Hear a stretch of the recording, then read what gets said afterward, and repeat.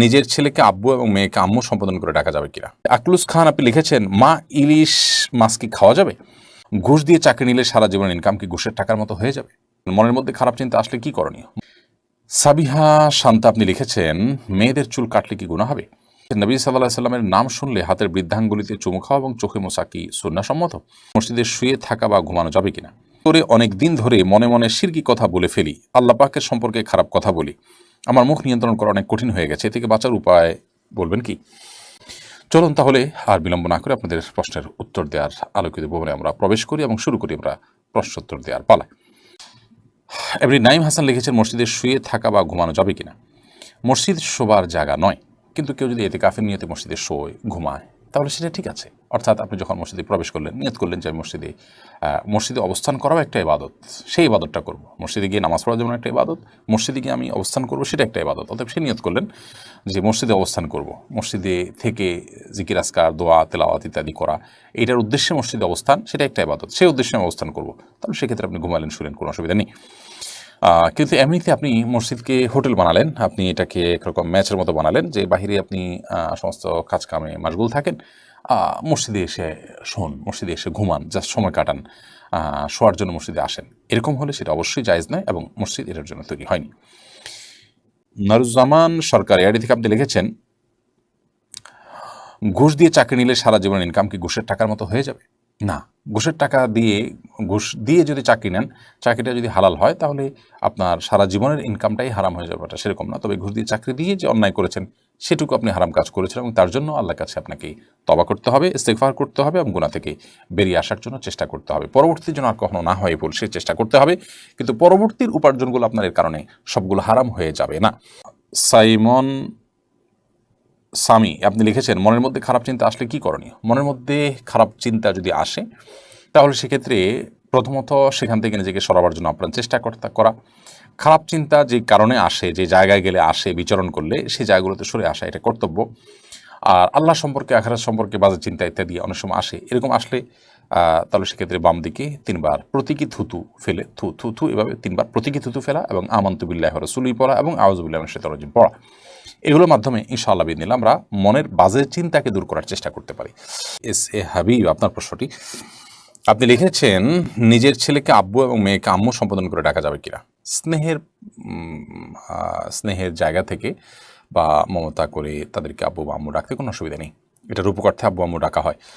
আব্বু আম্মু ডাকার মানে এই না যে আমার কাগজে কলমে জন্মদাতা পিতা বা মাতা হিসেবে তাদেরকে ঘোষণা দিলাম, এরকম তো আর কেউ করে না। অতএব স্নেহের বসে তাদেরকে আব্বু কিংবা আম্মু ডাকাতে কোনো সমস্যা নেই। এরপরে আকলুস খান আপনি লিখেছেন, মা ইলিশ মাছ কি খাওয়া যাবে? আল্লাহ রাব্বুল আলামিন মাছ, মাংস এগুলো আমাদের জন্য হালাল করেছেন, হালাল খাবারগুলোকে, হালাল পশুর মাংস এবং মাছ আমাদের জন্য হালাল করেছেন। সেগুলোর পেটে যদি ডিম থাকে, তো সেগুলো সহ আমরা খেতে পারি। তবে পৃথিবীর বিভিন্ন দেশে মানুষের সুবিধার্থে, মানুষের কল্যাণার্থেই এই মাছের পেটে যখন ডিম থাকে, তখন সেগুলো খাওয়ার পরে নিষেধাজ্ঞা থাকে বা সেগুলো ধরার পরে নিষেধাজ্ঞা থাকে, সেগুলো আমাদের মেনে চলা উচিত, কারণ সেগুলো আমাদের কল্যাণার্থেই করা হয়ে থাকে।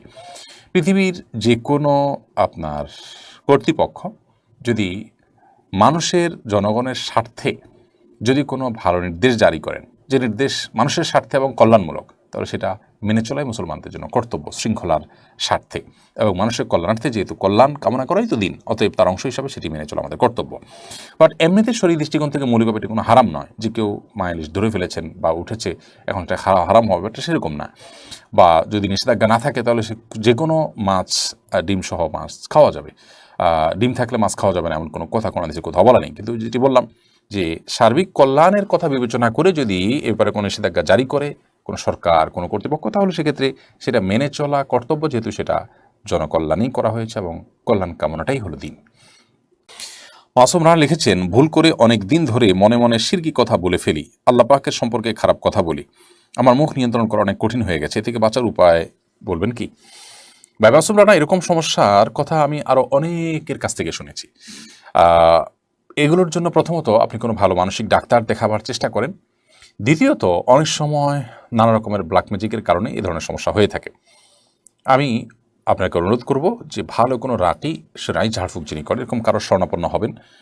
অনলাইনে বিভিন্ন রুকিয়ার গ্রুপ আছে, সেই সমস্ত গ্রুপগুলোতে আপনি বিচরণ করতে পারেন এবং সেগুলো থেকে আপনি পরামর্শ নিতে পারেন। বিশেষ করে এই জাতীয় আপনার ঈমান নষ্ট হওয়ার জন্য সেহের বা ব্ল্যাক ম্যাজিক করা হয়, নিজের নিয়ন্ত্রণের বাইরে মানুষ চলে যায় এবং বুঝতে পারে সে অন্যায় করছে, তো এগুলোর জন্য আপনি রুকিয়ার আশ্রয় নেবেন। আর অনেক সময় হয় কি, এগুলো মনে মনে শুধু আসতে থাকে, মনে মনে আসাটা মানসিক সমস্যা, মুখে উচ্চারণ হয়ে যাচ্ছে, সেটা সেহেরের চূড়ান্ত পর্যায়ে হওয়ার আশঙ্কা আছে। তো সেটা রাখিয়ে ভালো বলতে পারে, তাদের সাথে আপনি যোগাযোগ করতে পারেন। কিন্তু মনে মনে যদি এই সমস্ত জল্পনা কল্পনা আসে, সেটাকে আপনি খুব বেশি সিরিয়াসলি নেওয়ার কোনো কারণ, অর্থাৎ এর কারণে আপনার কোনো গুণ হবে না, কারণ আপনি ইচ্ছাকৃত এটাকে এনে বিশ্বাস করছেন, এটাকে লালন পালন করছেন, নিজের মধ্যে ধারণ করছেন, ব্যাপারটা সেরকম না। এটা এসে যাচ্ছে, শয়তান আনছে। সাধারণত এরকম পরিস্থিতি তৈরি হলে বাম দিকে 3 বার প্রতীকী থুতু মানে হলো থুতু ফেলার মতো করে 3 বার ফেলবেন বামে, থুতু নয়, জাস্ট প্রতীকী ফেলার মতো করে আপনার থুতু করবেন এবং সেই সাথে আমানতু বিল্লাহি ওয়া রাসূলিহি পড়বেন এবং আউযু বিল্লাহি মিনাশ শাইতানির রাজীম এটা পড়বেন। আরেকটা দোয়া পড়বেন, আল্লাহুম্মা জাআল ওয়াসাবিসা কলবি খাশিয়াতাক, আল্লাহ আমার অন্তরে যত ওয়াসওয়াসার কুমন্ত্রণা আছে এগুলোকে আপনার ভয় দিয়ে আপনি পরিবর্তন করে দিন। আল্লাহুম্মা জাআল ওয়াসাবিসা কলবি খাশিয়াতাক, এভাবে আপনি আল্লাহ তাআলার কাছে দোয়া করবেন। তাহলে আমরা 3টি আমলের কথা বললাম, প্রতীকী থুতু ফেলা, আউযু বিল্লাহি মিনাশ শাইতানির রাজীম পড়া এবং আমানতু বিল্লাহি ওয়া রাসূলিহি, আল্লাহ এবং তার রাসূলের প্রতি আমি ঈমান আনলাম, এই কথা বলা। এই আমলগুলো আপনি করবেন, ইনশাআল্লাহ আল্লাহ তাআলা আপনাকে হেফাজত করবেন। সাবিহা শান্তা আপনি লিখেছেন, মেয়েদের চুল কাটলে কি গুনাহ হবে? মেয়েদের চুল যদি কেটে আপনি ছেলেদের মতো করে ফেলেন বা কোনো ফাসিকা নারীর সাথে চুল কেটে তার আদলে তার স্টাইলে চুল রাখেন, তাহলে সেটা নিষিদ্ধের আওতায় পড়বে। এছাড়া এমনিতে চুল অনেক বড় হয়ে গেছে, একটু কাটলেন, তো এটা নিষিদ্ধ নয়।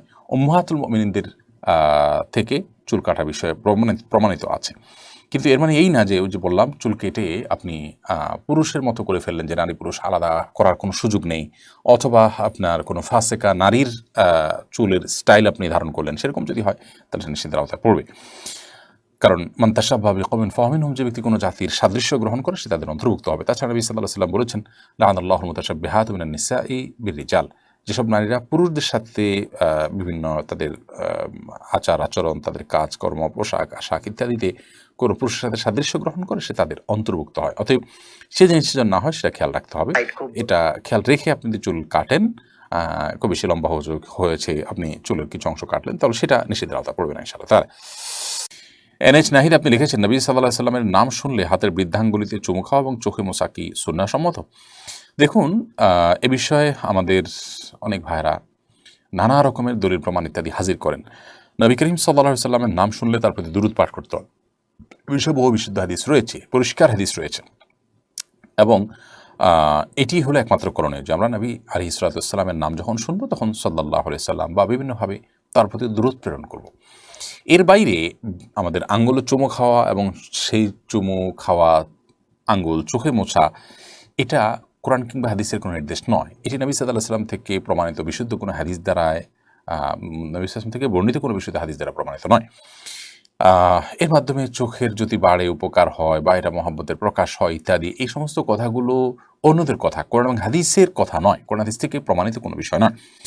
আমাদেরকে মনে রাখতে হবে, আল্লাহ তাআলা বলেছেন, মা আতাকুমুর রাসূলু ফাখুযুহু ওয়া মা নাহাকুম আনহু ফান্তাহু, তোমাদেরকে রাসূল যা দিয়েছেন সেটিকে তোমরা আঁকড়ে ধরো, আর রাসূল সাল্লাল্লাহু আলাইহি ওয়াসাল্লাম যা থেকে তোমাদেরকে বিরত থাকতে বলেছেন, বারণ করেছেন, তা থেকে তোমরা বিরত থাকো এবং দূরে থাকো। অতএব একজন মুসলমান হিসেবে আমরা সেই কাজগুলো করে যাব যা আমাদেরকে আল্লাহ হাবিব সাল্লাল্লাহু আলাইহি ওয়াসাল্লাম করতে নির্দেশ করেছেন। তারই অংশ হিসাবে আমরা